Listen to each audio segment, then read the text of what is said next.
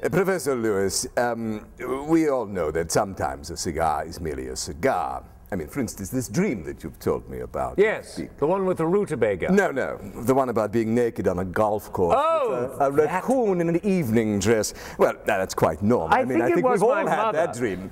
But then your mother comes in and starts reading from the New Testament. No, the mother was the raccoon. Oh, I see. I'm very troubled by this. I am too. That's why I came to you, Doctor, since you're all-knowing. Hi, I'm Barry Mulholland, and I play Sigmund Freud in Ensemble Theatre Cincinnati's production of Freud's Last Session.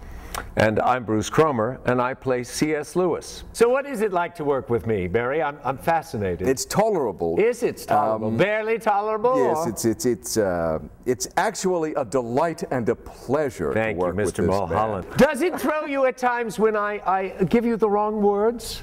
No, not at all. Good, you just take it in stride.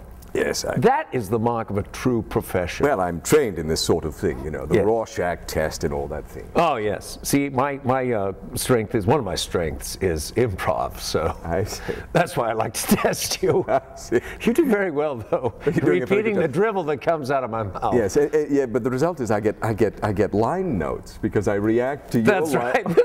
They say you said the wrong thing. Yes, I get a line note for saying the wrong line, but I simply respond to the one that you gave. Yes, yes. Yes, it's very taxing to work, yeah. Supposedly, and I've not done the research on this, but as I understand it, Freud made in his diary or something, a calendar, a notation that the young Oxford professor was going to see him on this specific day, September 3rd. Right. The rest of the conjecture is, what was Freud's frame of mind? What exactly did they talk about? And of course you have to say, well, was it C.S. Lewis? I mean, there really isn't any historical evidence of it. It's just a conjecture that Oxford Don was C.S. Lewis, because it provides a rather convenient framework for this debate between reason and faith. Lewis did write Pilgrim's Regress, which did have a parody of Sigmund Freud, Sigismund Enlightenment.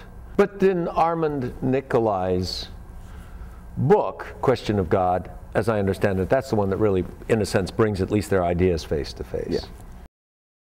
One of the social dynamics that we deal with all through our lives is a double standard having to do with the people we encounter. And usually when we say double standard, we mean a standard, a sort of hypocritical thing that we apply to other people and then don't require of ourselves. Freud has made an exception with C.S. Lewis, and C.S. Lewis, I think, has made an exception with Freud, because they have these diametrically opposed beliefs, and yet they respond to each other because of just a sense, an innate sense of the other's innate generosity or kindness or basic heart being in the right place. I don't know. But whatever the reason, despite their diametrically opposed ideas, they really respond to each other. They battle with each other's ideas, but far more than they battle with each other personally.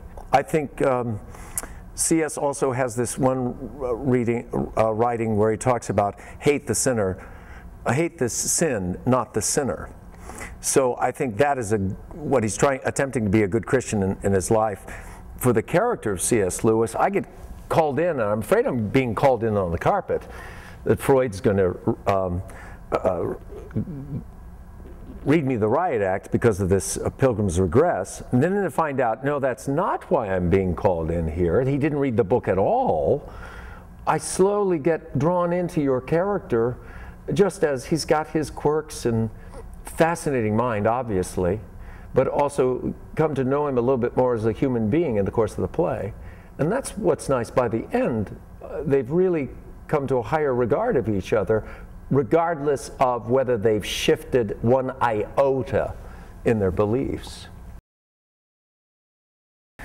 So, Mr. Lewis, do you have any idea whatsoever of the Bible? Any particular sections that you can quote from heart? I sound like more Swedish. So my accent isn't thick enough. So, is that what you're saying? So we've heard how Bruce would change my performance. If I were playing C.S. Lewis, I wouldn't change a thing.